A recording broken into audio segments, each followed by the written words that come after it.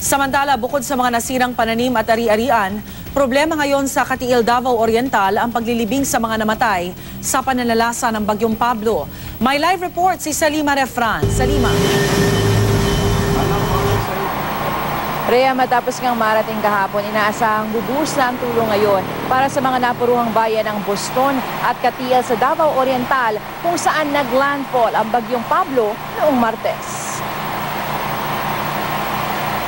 Ngayon lang nadala sa poblasyon ng Katiil sa Davao Oriental ang 4 na sugatang residente ng liblib na barangay Maglahos.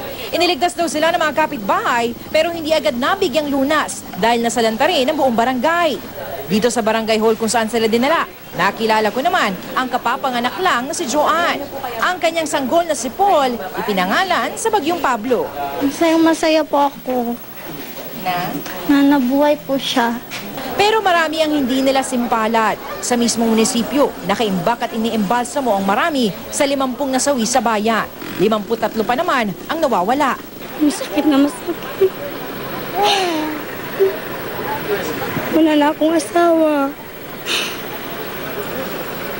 Sino pang magbubuhay sa amin?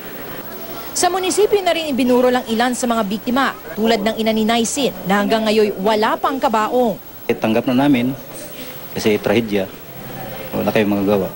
35,000 residente ritong apektado ng bagyo. At sa lawak ng pinsala sa mga ari-arian, mahirap isipin kung paano nila ipagdiriwang ang Pasko.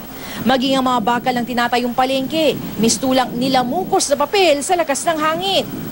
Ganito rin halos ang nasaksihan ko sa bayan ng Boston, sa lalawigan pa rin ng Davao Oriental. Isa sa mga pinakasiksik na barangay, ang Barangay Sibahay, dito sa Boston, Davao Oriental. Dati raw, ang kahabaan na ito, punong-puno ng mga bahay. Pero matapos nga ang Bagyong Pablo, ito na lamang ang natitira. Mga kalalakihan na pilit sinasalba ang natitira sa kanilang mga bahay. Dito ang mga nakatumbang puno, halos sumakop na sa mga kalsada. Kabi-kabilang maliliit na landslide at kilo-kilometro ng wasak ng mga bahay. Sa ngayon ay patungo na sa Davao Region ang BRP Pampanga mula Maynila. Dala ang may 30 tonelada ng relief goods mula sa NDRRMC at DSWD para sa mga bayan ng Katiil at Boston, gayon ng Baganga. Kaya mamayang tanghali, mismong si Pangulong Aquino ang mamamahagi ng tulong sa bayan ng Boston sa Davao Oriental. Rhea? Maraming salamat, Salima Refran.